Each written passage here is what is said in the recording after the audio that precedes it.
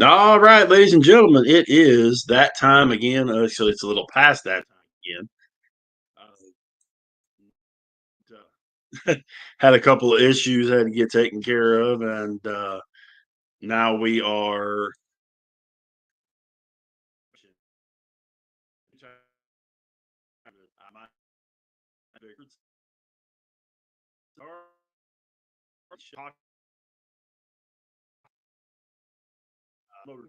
Races this past week. I'm sorry, Talladega races this past weekend. Texas Motor Speedway coming up this weekend. Three races coming up this weekend at Texas Motor Speedway: the trucks, the Xfinity Series, and be competing this weekend at about 2 hour drive from where I'm sitting right this second. Um, have a lot of connection with Speedway. And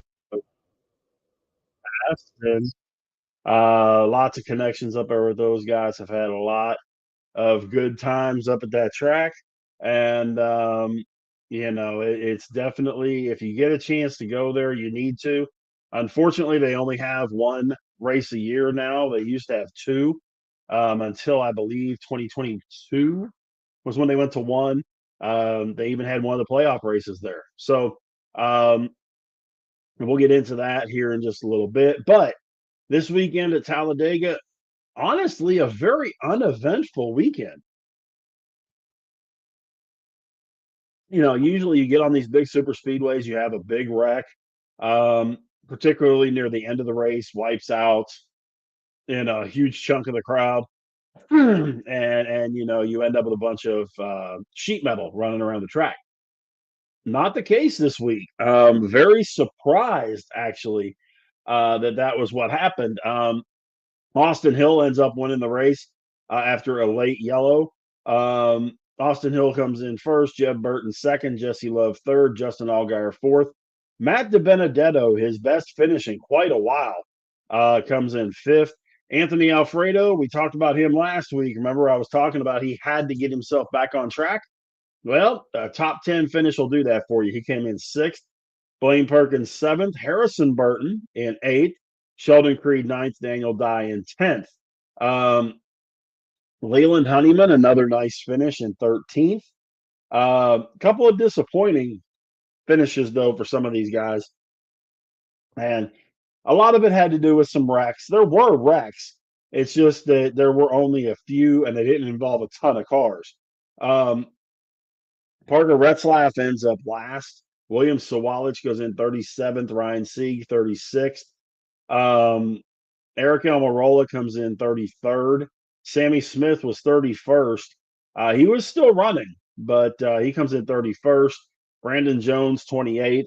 Connor Zilich was out, but he wasn't far enough back to lose all the positions. He ends up 27th.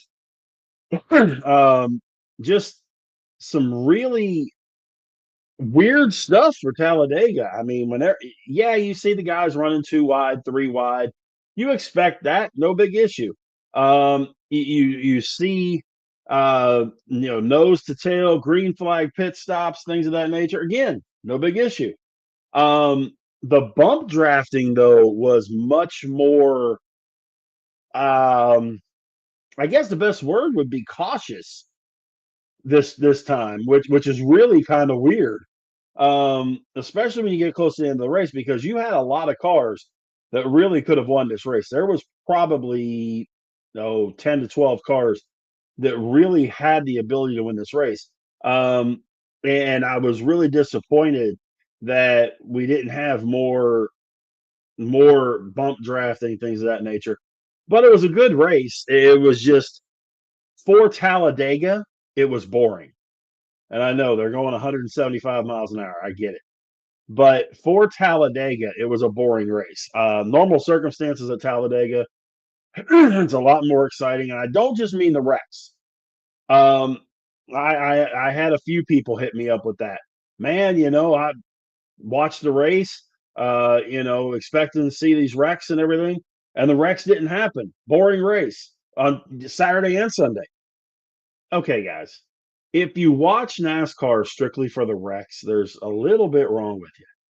There's a lot of skill involved in these races. And I mean, for these guys to be that far away at 175 or in Cup Series 195 miles an hour for 3 or 4 hours straight, and you're this far apart front to back, you're that far apart tail to nose, and then side to side, you're just a couple feet apart. So, you're in the middle of one of those packs. It's not like you have a ton of space. It's rush hour traffic on I-35. And so keep that in mind. Yes, the wrecks, some of them look cool and all that kind of stuff. And with the safety features they have now, the guys do not get hurt near as much. But at the same time, you don't pull for a wreck. I mean, that's one of those deals you just don't do.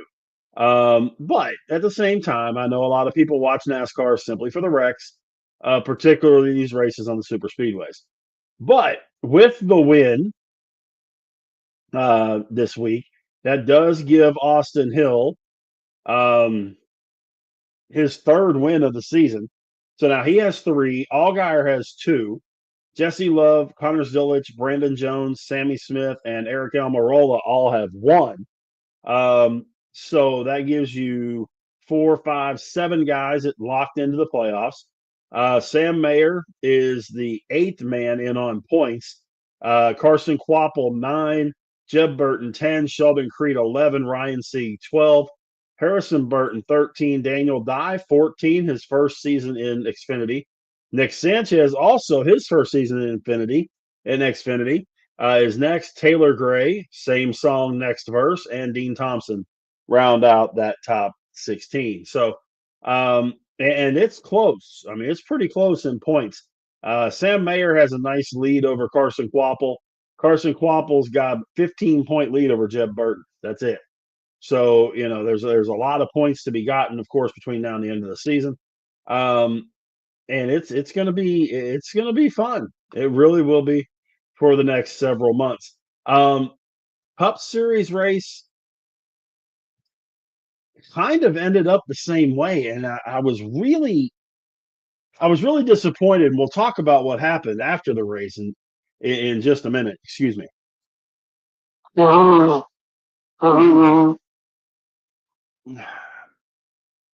I've been dealing with a head cold for the last week or so I apologize about that, folks.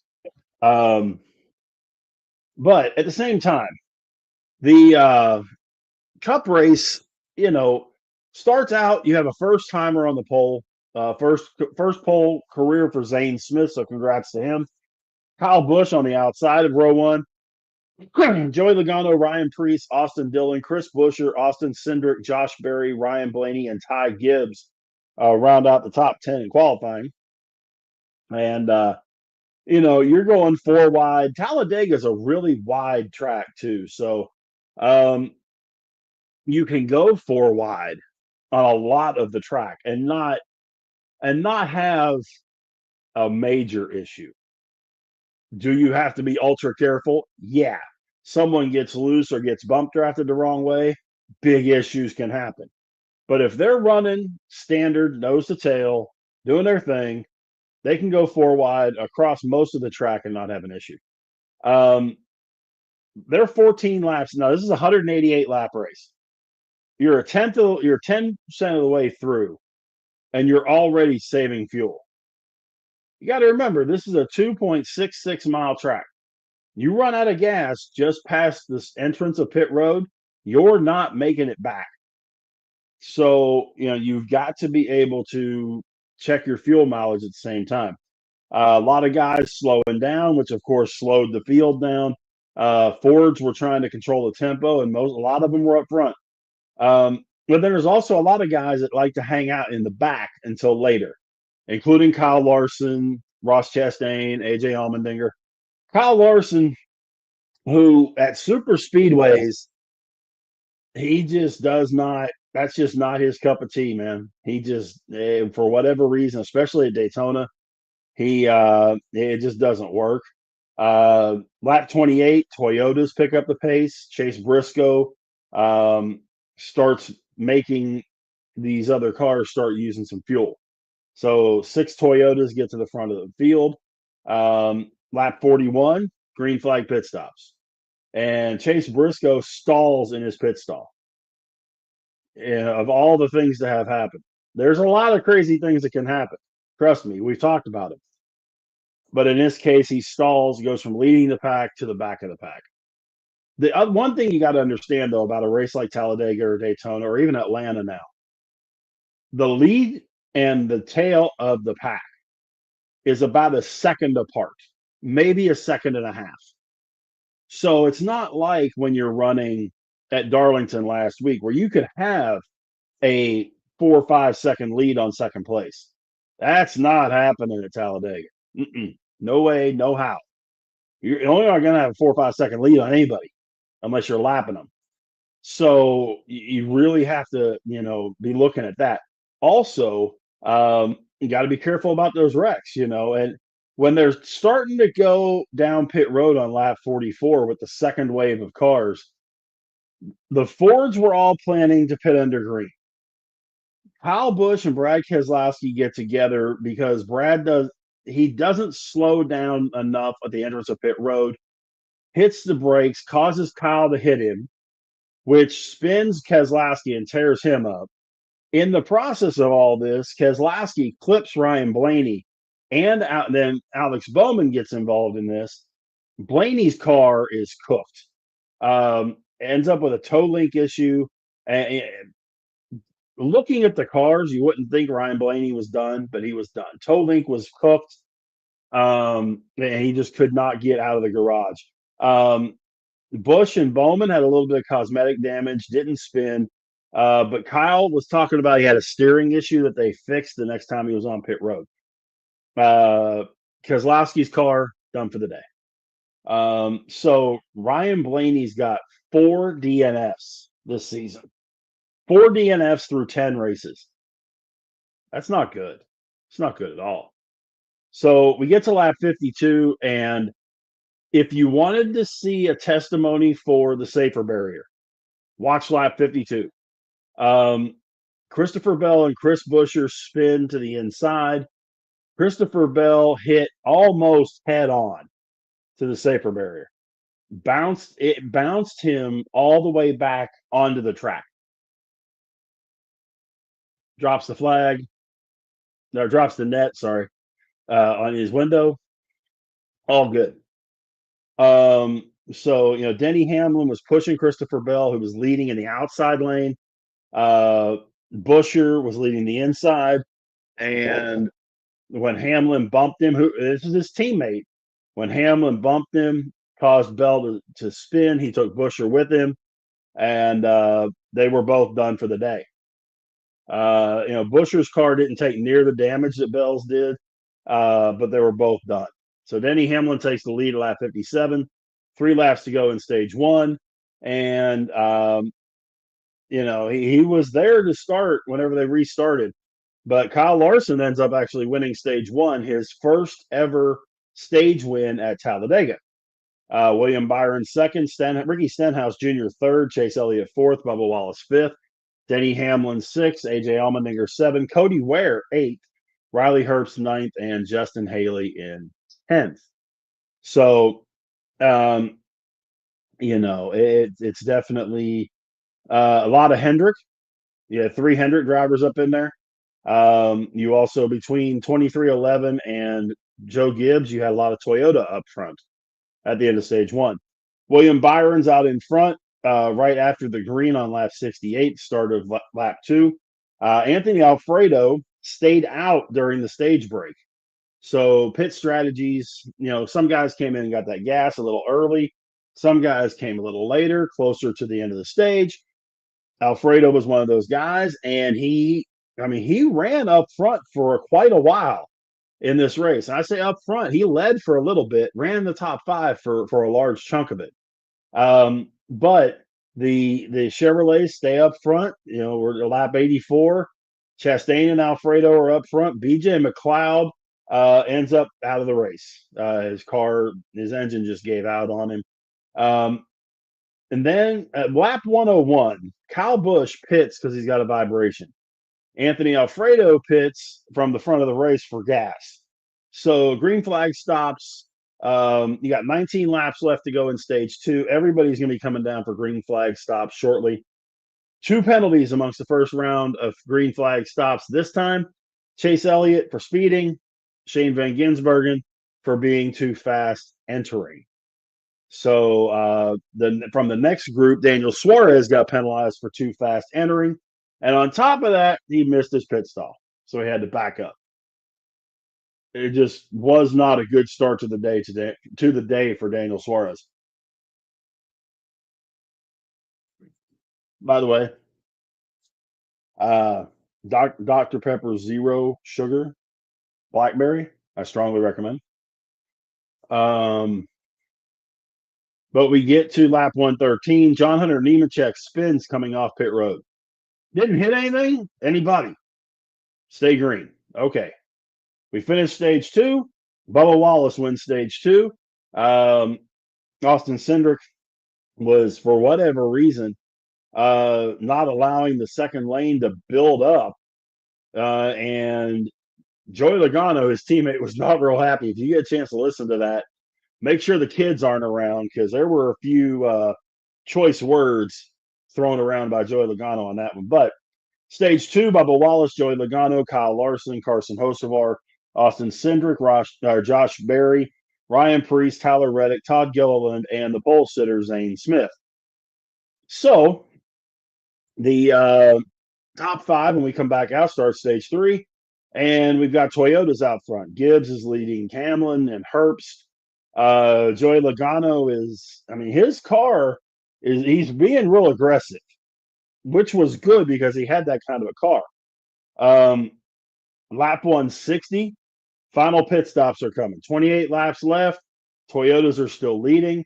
The 11 team tells Denny Hamlin after his green flag stop, we're concerned that you're 2 laps short after they came down pit road 6 laps ago, and the rest of the field hasn't pitted. Then, and this was the one that I know when my mother was watching the race, she just kind of shook her head because it just seems like something always happens to Kyle Busch. Green flag stops. Too fast on pit road. Josh Berry, Cody Ware, Kyle Busch. Stop and go penalty. And a stop and go penalty at Talladega is a lap. You know that's going to be a lap or pretty dang close to it. So it ended up costing him a lap. And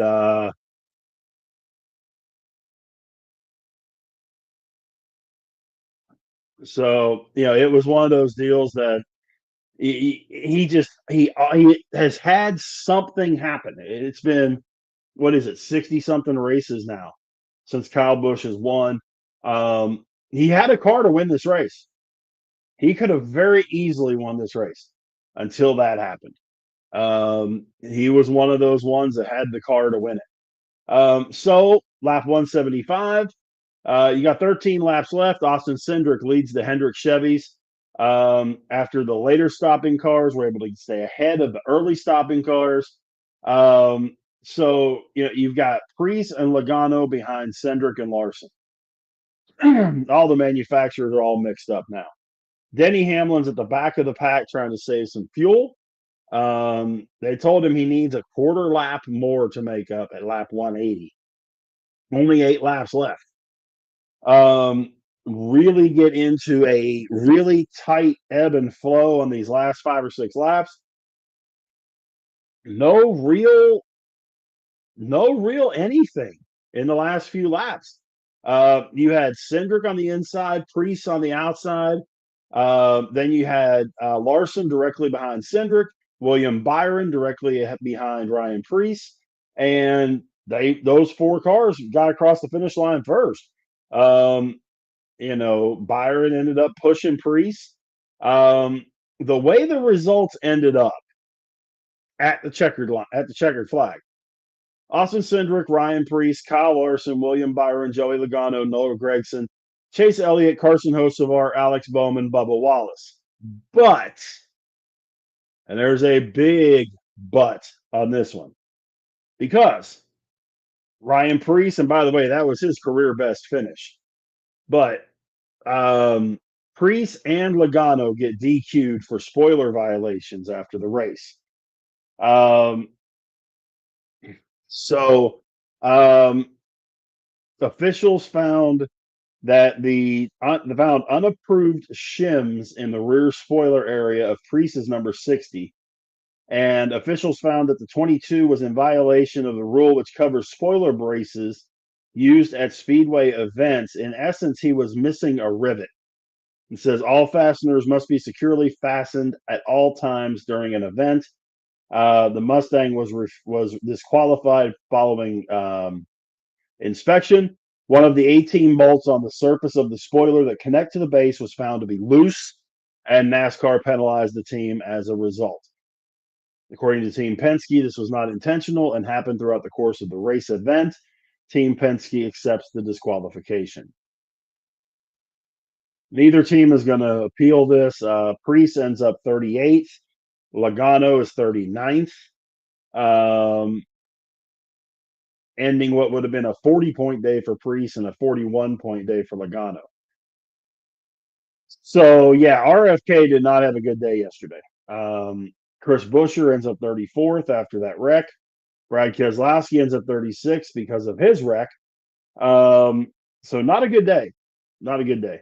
NASCAR officials also indicated that 4 cars would go to its research and development center for further inspection. Kyle Larson, Josh Blaney would have full inspection and engine dyno tests. Ty Dillon and Bubba Wallace would be observed on engine dyno. That happens all the time. They pick cars at random, and there you go. So again, an uneventful race. Really, when you sit and look at it, it was. You didn't have a big one in this one either. You had a couple of wrecks involving a couple of cars. I mean, there were only 5 cars out at the end of the race, and one of them was because of an engine. So, you just have to, you have to sit there and wonder what kind of weird stuff was going on at Talladega this weekend that all this stuff happened. And I'm like, okay. Um, so you just got to wonder sometimes. Um, but this week, well, oh no, I'm sorry, the point standings. Excuse me, the point standings in the Cup Series as we sit. Of course, Christopher Bell has 3 wins. Larson and Hamlin have 2. 1 for Austin Cindric, 1 for Josh Berry, and 1 for William Byron. So that gives us, if I do my math right, it should give us 7, 2, 3, 4, 5, 6 different winners in the Cup Series. 7th, first one in points is Chase Elliott. 8th, Tyler Reddick. 9th, Bubba Wallace. 10th, Ryan Blaney. 11th, Alex Bowman. 12th, Ross Chastain. 13, Joey Logano. 14, Chase Briscoe. 15, Chris Buescher. And 16 is AJ Allmendinger. So Kyle Busch is just out of the playoffs at the moment with a 6-point differential between him and AJ Allmendinger. Cindric, of course, he's in the playoffs now, but he moved up 8 spots on the points list. Carson Hocevar moved up 5. Ryan Preece on the flip side dropped 4 spots. So did Josh Berry. So did John Hunter Nemechek. No, Nemechek dropped 5, and Justin Haley dropped 4. So a big moving and shaking points day at Talladega, even though there weren't any wrecks. So there was it's definitely weird to watch 2, the Xfinity and the Cup Series and not have a big wreck. It's really kind of weird. So this weekend we have 3 races coming up old Texas Motor Speedway, my home track. Friday it'll be the trucks running at 8:00 Eastern on FS1. Saturday it'll be the Xfinity Series at 2:00 Eastern on CW, and then Sunday I'm sorry, 3:30 Eastern, 2:30 Central on FS1. Um, past Cup race winners, uh, at Texas, you got Chase Elliott winning last year, William Byron winning the year before, Tyler Reddick the year before that, Kyle Larson in 21. Kyle Busch in 2020 won the fall race. So last time they had two races was 2020. Austin Dillon won the spring race that year. Kevin Harvick won the fall in 19. Denny Hamlin won the spring in 19. So no duplicate winners all that time. And then you have your first duplicate with Kevin Harvick in the fall of 2018 and Kyle Busch in the spring of 18. Pole sitters do not necessarily do well as far as getting to the winner's circle. Only two pole sitters since 2013 have won the race at Texas Motor Speedway. Kevin Harvick in the fall of 19 and Kyle Larson in 2021. So, um, Texas is the only track that Jeff Gordon never won at. And I watched him run tons of races at that track. And I watched him run two races that he had the race won. No questions asked. One, he gets tied up in a wreck with about 30 laps left, and the other one, he blows an engine. And of course, that was my guy. I'm okay. I want to see my guy win. I want to be in victory. I want to be in victory lane with my guy winning it. No such luck. Saw a lot of Hendrick drivers win. Um, I mean, you had not only did you have you know excuse me, not only did you have um, Kyle Larson, William Byron, Chase Elliott, Jimmy Johnson won 7 times at this place. So he had plenty of wins. Jeff Gordon did end up getting the win in 2009, but it was because of issues that he ended up winning the race. So when we look at what happens this week, mile and a half, not 2.66 miles, nowhere near the drafting track and things of that nature. This is a very, very much handling based track. Got to be able to handle, got to be able to take, be solid through all the turns. Um, the good part about Texas Motor Speedway though is it's almost a tri-oval. It really is a tri-oval, to be honest. Um, but the track itself is it's very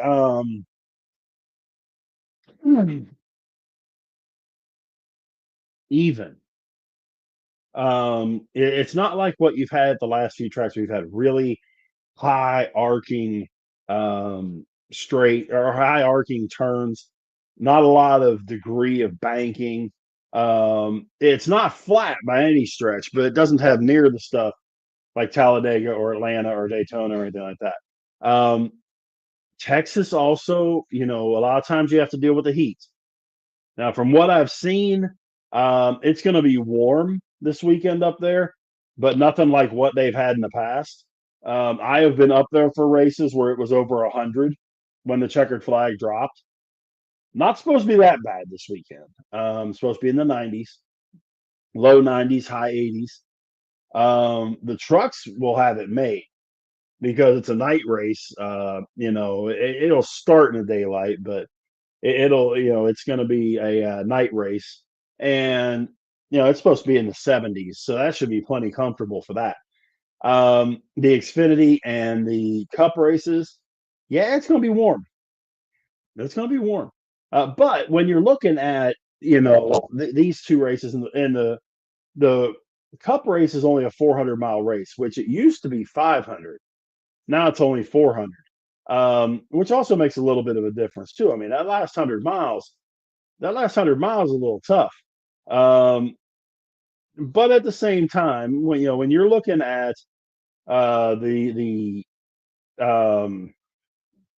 Texas Motor Speedway Xfinity races. To me, those have been more exciting, to be honest.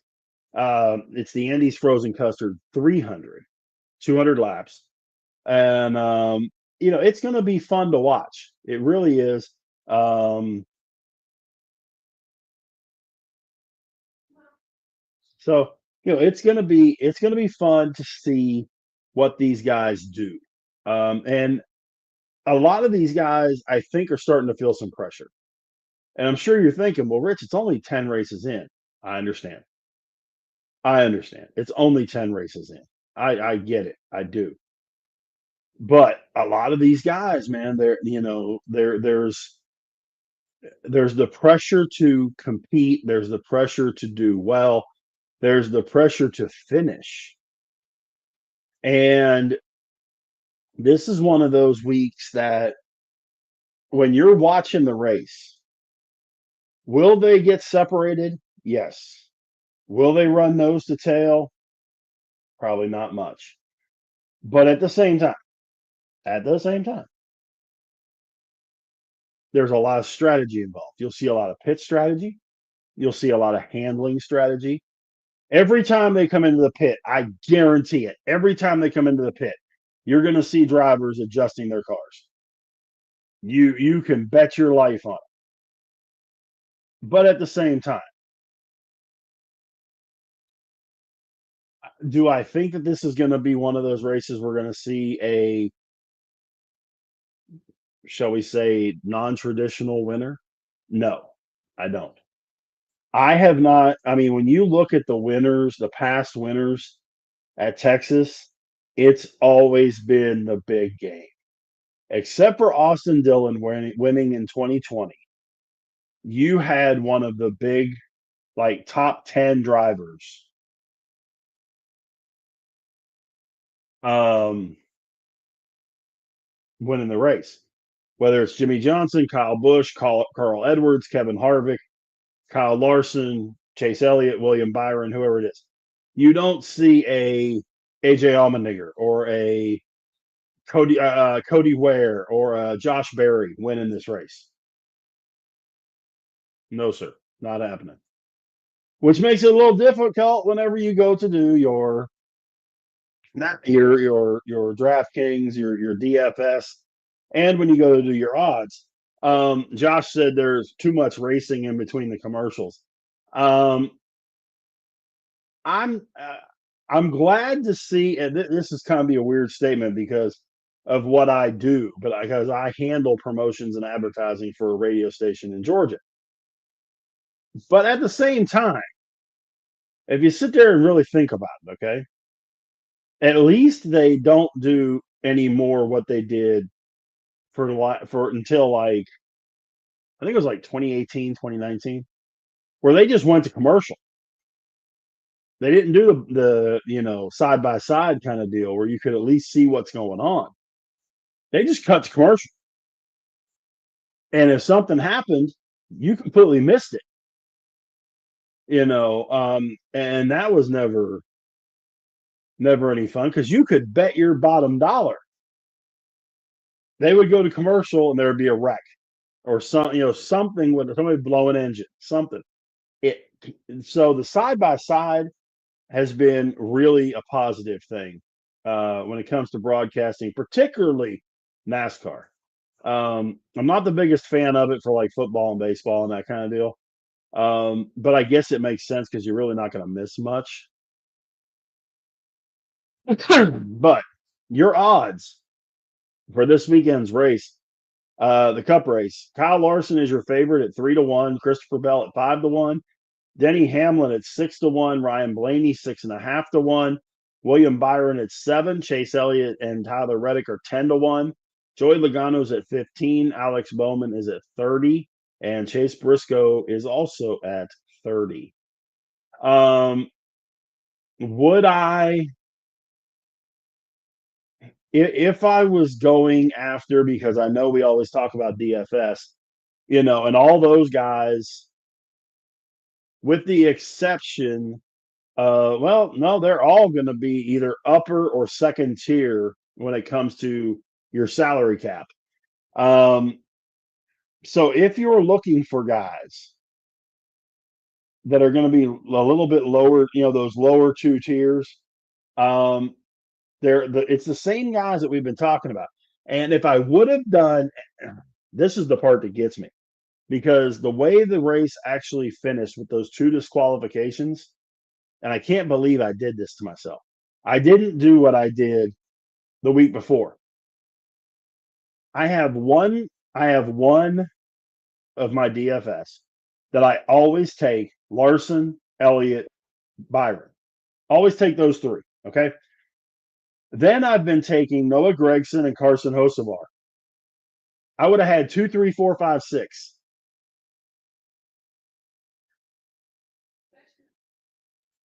I would have had 2, 3, 4, 5, 6, and then I think like 15. Could not believe it. And I was kicking myself yesterday that I didn't do it. I did it a week early. Happens to all of us. But whenever you're looking at those guys, Ryan Preece is going to be on a mission now. He's run really well. He's really doing good things in that 60 car. The disqualification, it doesn't have anything to do with him driving. Watch out for him at Texas. If you can put him in your DFS, I definitely would. And if you could drop a shekel or two on that, I would. Josh Berry, I wouldn't be overly surprised about. Um, you have when you're looking at also Carson Hocevar, who's finally turned some things around. You've got Noah Gragson. That's where it starts getting a little difficult because if you have your guys that you like to take in the upper two tiers, okay, it's those bottom two tiers that make it a little difficult as far as who you can grab and who you can't. Um, because sometimes you're just like 100 points off, 200 points off, and it's like, eh. So you have to really adjust things accordingly. Happens all the time. Happens to me. Not the first. Sure ain't gonna be the last. Um, so when you sit there and look at it, though, keep this in mind. Keep this very important thing in mind. You want to make sure that you've got as many of those major guys in there as possible. And if it was me, depending on when you put your lineups together, if it was me, I'd stay away from the pole sitter. I don't care who it is. There's only been two since 2013 win the race at Texas. Now you watch, the pole sitter will win this week. But all I'm saying is you cannot, under any circumstances, discount that fact that the pole sitter has only won twice from the pole at Texas in 20 races. Got to keep that in mind. Um, so I know there's a lot that you got to think about there, but at the same time, have fun with it. I don't normally pick Alex Bowman. I'm a Hendrick guy. I'm not an Alex Bowman guy. I am a William Byron guy. I am a Kyle Larson guy. I am a Chase Elliott guy. I've never been an Alex Bowman guy, and I couldn't honestly tell you why. He just doesn't seem. He seems the way Byron was his first couple years, and if it wasn't for the fact that the guy that used to drive that 24 planted his foot in Byron's rear end and said, "You better start driving this car right, or you won't be driving it." I don't understand why that conversation. I guess it's because Jimmy's not with Hendrick anymore. But that 48 car has a whole lot of tradition tied to it too. 7 championships, a whole lot of high quality, high results, and whatever he's doing. So I say that to say, when you're looking at your DFS this week, You know, I- could I see you putting a Hendrick stack together? Sure. Could I see a Toyota stack with Bell and Hamlin and Reddick? Sure. Could I see a small Ford stack with Logano and Blaney? Yeah, I could. Um, you would definitely have to try to work some of those other guys in. Um, I don't know that I would go when you're talking Toyota, by the way. I don't know that I would include Briscoe in that unless you absolutely had to. Um, Bell, Hamlin, and Reddick, yeah, because those guys finish races. Chase Briscoe's just not having a good year. Um, but at the same time, if you can do Reddick and Hamlin and Bell, yeah, Larson, Byron, Elliott, sure. If you have to put Bowman in there,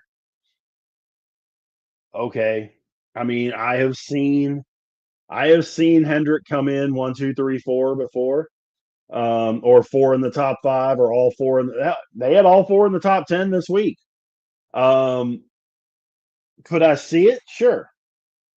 But if I'm going to bank on three out of the four, it's going to be Larson, Byron, and Elliott. But that's just me. Um, so you've got those. Again, you've got your dark horses, your cheapos, your mid ranges, whatever you want to call those.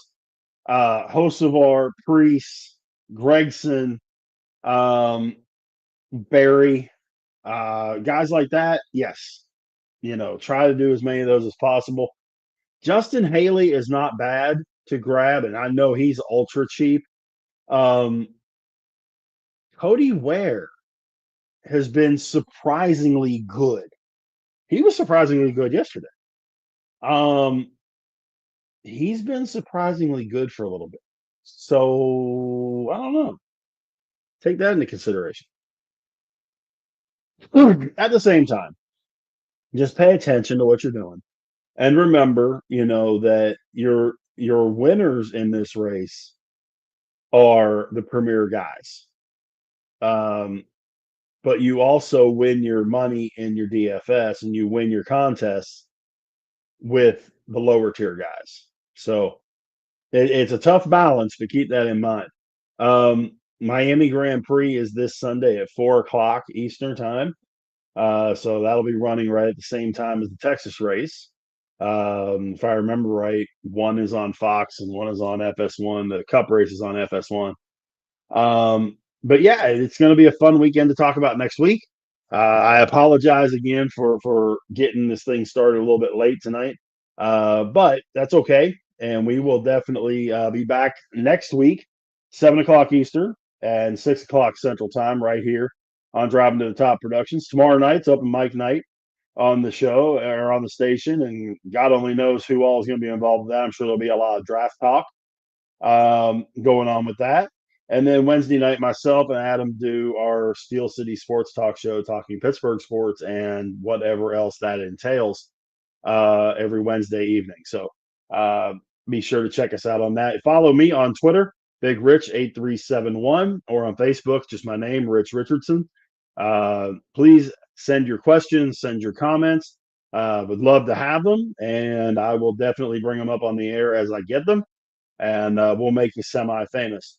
So, but I appreciate everybody's been a part of the broadcast tonight. Again, I apologize about getting started a little bit late, but y'all have a great evening. We'll do it again next Monday, 7 Eastern, 6 Central, here on Driving to the Top Productions. And until next Monday night, my name is Big Rich.